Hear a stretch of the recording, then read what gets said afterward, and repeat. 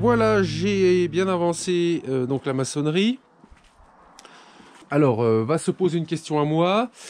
Il faut que je laisse la place. Donc ici, j'avais calculé pour pouvoir mettre une natte de drainage et mon carrelage. Avec donc la hauteur de carrelage, la colle et la natte. Donc ici, j'ai 45 mm.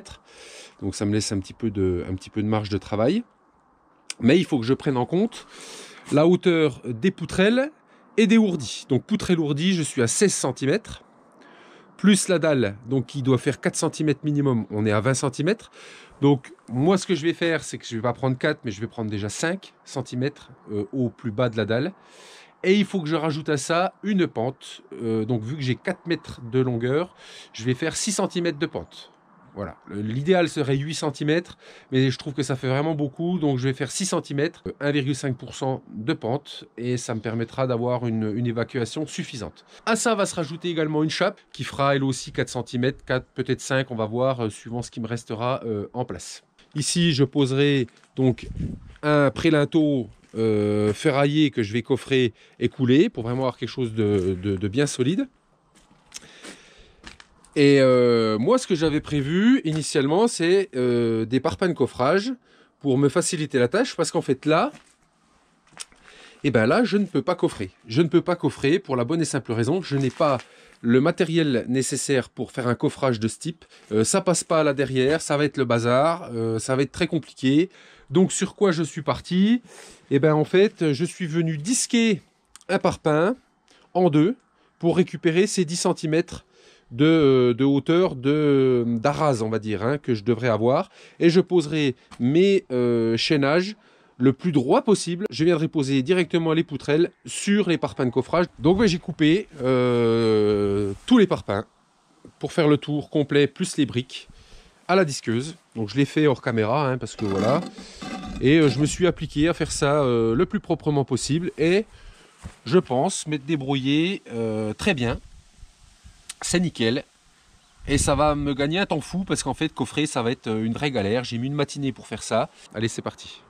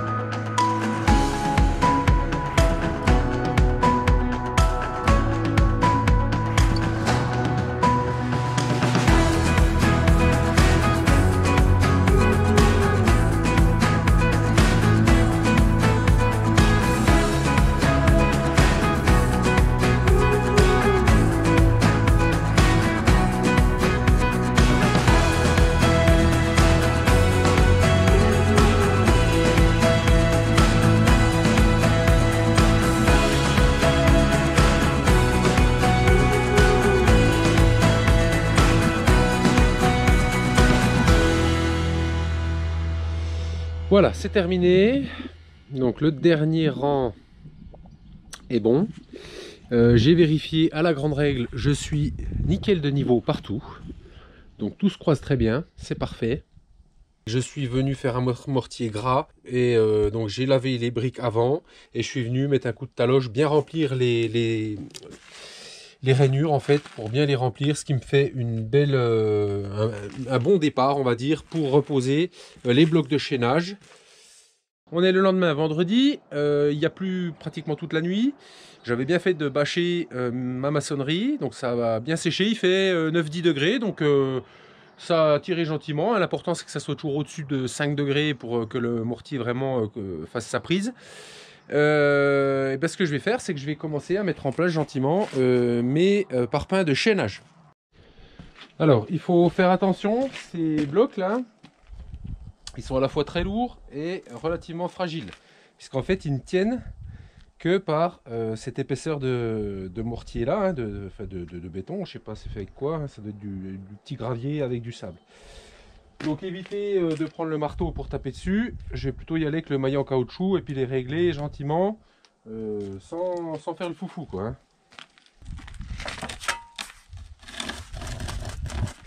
Ils ont également une largeur supplémentaire ici, c'est pour y poser des planelles qui servent à faire un arrêt pour une dalle en béton quand on veut arrêter la dalle en béton directement.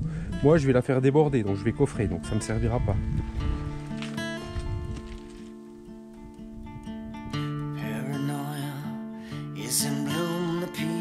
Transmission will resume to try to push drugs to keep us all dumbed down. We will never see the truth around. Another promise, another scene, another package not to keep us trapped in greed. With all the green belts wrapped around our minds, and the tape to keep the truth confined. So come on.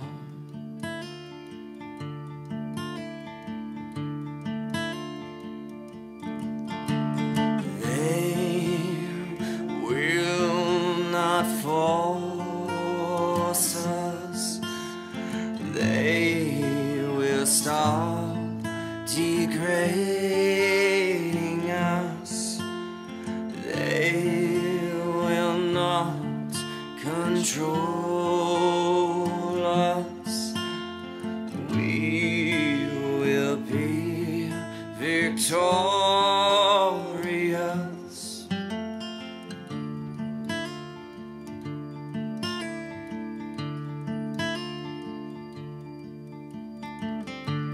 Changing my control, come let the revolution take its toll. If you could flick the switch and open up third eye, you'd see that we should never be afraid to die. Rise up, take the power back, it's time the fat cats had a heart attack. You know that their time is coming to an end. We'd have to unify to watch a flag ascend. So come on.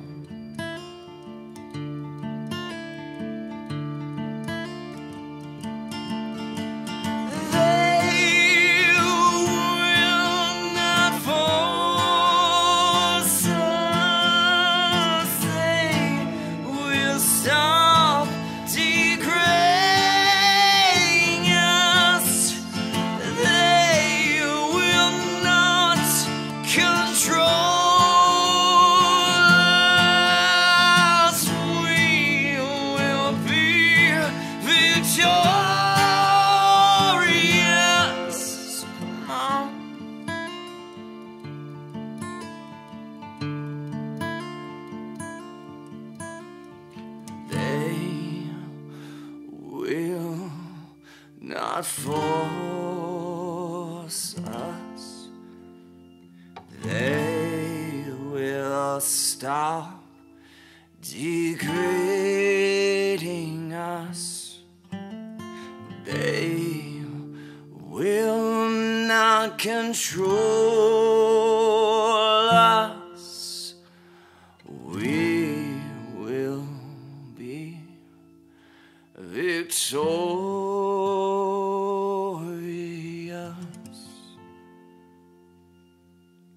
Bon là, le soir arrive, je me suis un petit peu hâté, c'est pas mal du tout. On va mettre en place le linteau, un petit lit de mortier, on le pose, je le règle et puis c'est tout bon.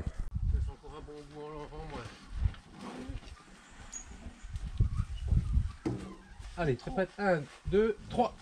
Ça va? Ouais, attends, je recule. Attends, hein, hop. Boum. Là. Super, on peut poser. Voilà, je vais l'aligner. Voilà, je peux me débrouiller. Ouais, ça. Régler ça comme il faut.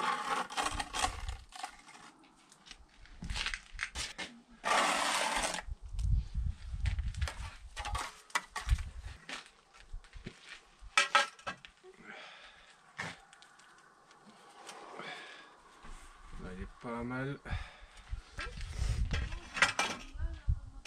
Ça va. Voilà.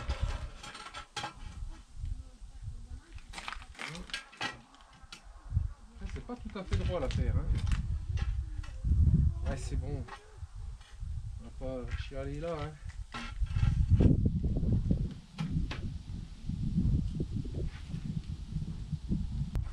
Bon ben voilà. Et ben ferraillage demain s'il fait beau, ferraillage et coffrage. Puisqu'ici je devrais déborder pour pouvoir faire déborder ma dalle. Ça va être encore une autre histoire. Bon, on est le lendemain. Le soir arrive. Donc j'ai pas trop chatouillé la structure. J'y suis allé mollo. Et j'ai fait les coffrages. Alors j'ai pas filmé parce que ça m'a pris la journée. Pour y aller doucement. Donc voilà ce que ça dit.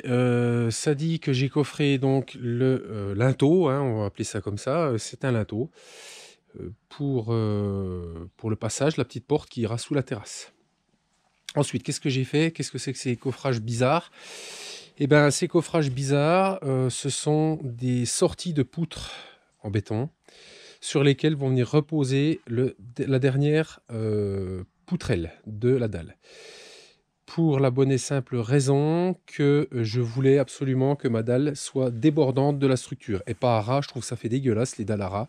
Je trouve ça vraiment pas joli. Donc c'est pour ça que j'ai fait des coffrages, que j'ai mis avec des poteaux. Donc ça va pas se sauver. Il faudra que je remette un petit serre-joint. Là j'ai mis deux serre-joints en attente. C'est uniquement pour pas forcer sur ce que j'ai maçonné hier parce que c'est juste sec. Donc c'est vraiment juste pour maintenir. Je mettrai avec des meilleurs serre-joints au moment du coulage, c'est-à-dire la semaine prochaine, dans plusieurs jours. Demain, on pourra passer à l'étape du ferraillage. J'essaierai de vous filmer un petit peu, puisque je vais faire des reprises de ferraille qui vont aller du chaînage à la dalle.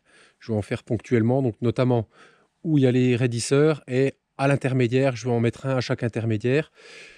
Pourquoi je fais une structure aussi too much, j'oserais dire, c'est il n'y a rien de prévu pour l'instant, mais si un jour nous prenait l'envie de faire une structure bâtie, même métallique, même ossature, on va dire aluminium, véranda aluminium, moi je veux que ça repose sur quelque chose de solide et de solide. Voilà.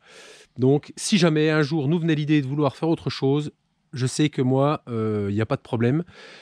Ce sera costaud, on pourra se reprendre là-dessus. Voilà. Et j'ai fait la même chose ici. Et bien pareil, hein, je ne suis pas en contact sur le mur, donc je ne vais pas laisser ce trou, ce vide-là. Donc je vais venir poser la première poutrelle sur ce que j'aurai coffré. Hein. La ferraille va venir évidemment à 3 cm du bord de la planche. Donc ce sera ferraillé, vibré. Et quand ce sera bien sec, au bout de au moins 15 jours déjà, je vais laisser vraiment le temps. On commencera à poser les poutrelles.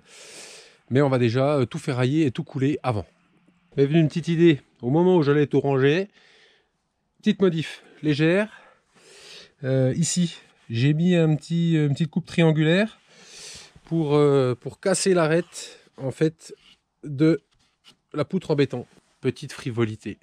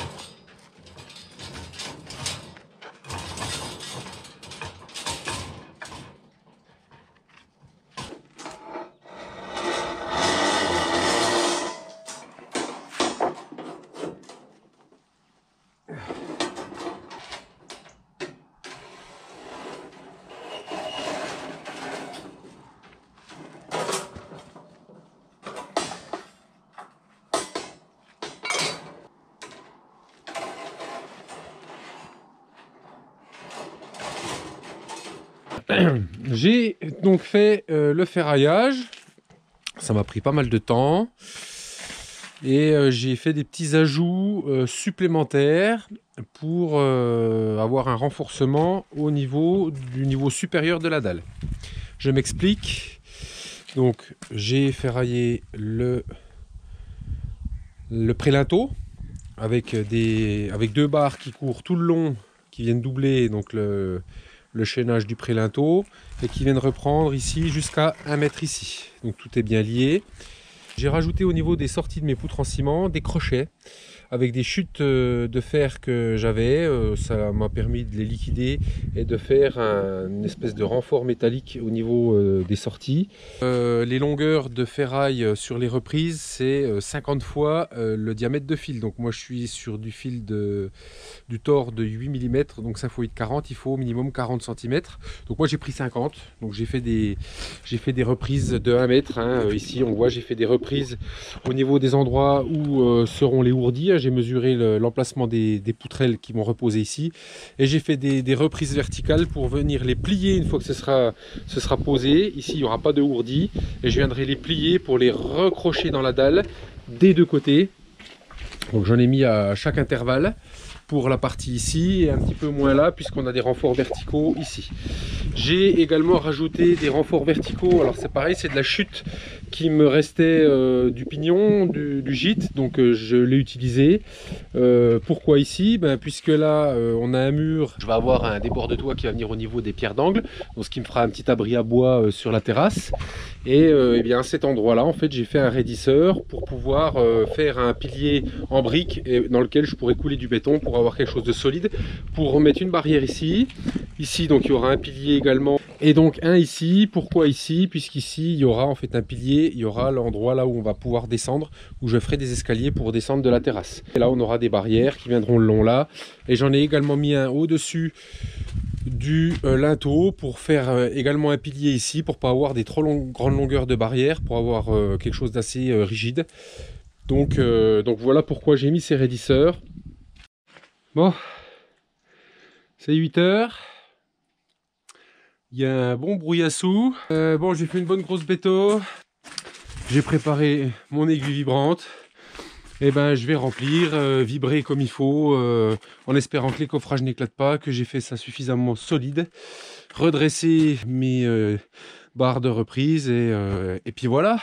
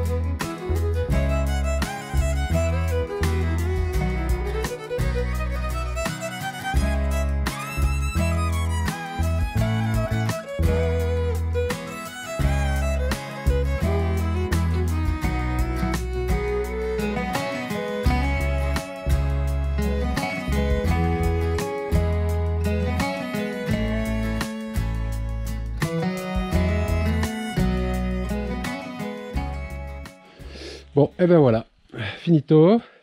Là, je vais laisser tirer un petit peu. Tant qu'il fait ce temps-là qu'il pleut pas, ça n'a pas de nécessité à être bouché pour l'instant. Je vais vérifier que tout est parfait. Normalement, toutes mes tiges sont bien à la verticale, il n'y a pas de souci.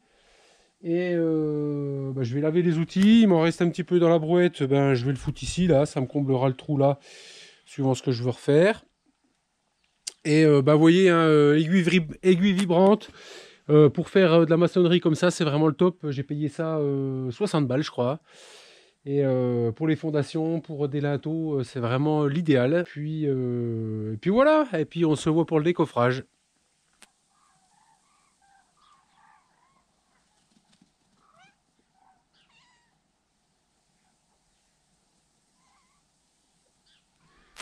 Qu'est-ce qu'il y a, petit chat? Qu'est-ce que t'as, chaton? Quoi? Te bouffer de l'oie?